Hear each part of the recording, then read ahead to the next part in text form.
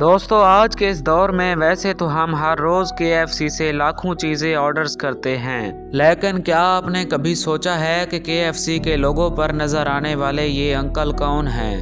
دوستو KFC کے لوگو پر نظر آنے والے اس انکل کا نام کولنل ہارلینڈ سینڈرز ہے۔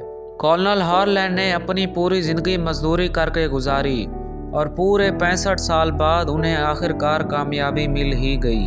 دوستو کولنل ہارلینڈ 9 ستمبر 1890 کو انڈیانا میں پیدا ہوئے۔ کولنل ہارلینڈ ابھی 6 سال کے ہی تھے کہ ان کے والد کا انتقال ہو گیا۔ کولنل ہارلینڈ کی ماں کو پیسہ کمانے کے لیے گھر سے سارا دن باہر رہنا پڑتا تھا۔ کیونکہ ہارلینڈ اپنے بہن بھائیوں میں سب سے بڑے تھے، اس لیے ان کو اپنے بہن بھائیوں کا خیال بھی رکھنا پڑتا تھا۔ حالات سے تنگ آ کر ہارلینڈ کی ماں نے دوسری شادی کر لی، لیکن سب سے بڑی مصیبت یہ تھی کہ ان کا دوسرا باپ ان بچوں کو پسند نہیں کرتا تھا۔ اس لیے ہارلینڈ اپنے بہن بھائیوں کو لے کر کسی رشتہ دار کے گھر میں جا کر رہنے لگے۔ ہارلینڈ شروع سے ہی محنت مزدوری کرتے آئے اور کوئی بھی جاب ایسی نہیں تھی کہ جس کو اس نے نہ کیا ہو۔ اسی دوران ہارلینڈ کی شادی بھی ہوئی، لیکن اس کی بیوی ان حالات کی وجہ سے اسے چھوڑ کر چلی گئی۔ 1930 میں شیل آئل کمپنی نے ہارلینڈ کو کمپنی چلانے کی آفر دی۔ اس آفر کو ہارلینڈ نے قبول کر لیا۔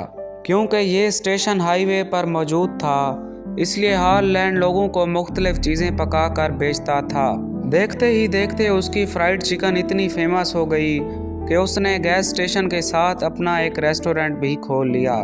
اس نے اتنی ترقی کر لی تھی کہ اسے 1949 میں کولنل کا خطاب ملا۔ تھوڑے ہی عرصے میں کولنل ہارلینڈ کی یہ فرائیڈ چکن پورے امریکہ میں فیمس ہو گئی۔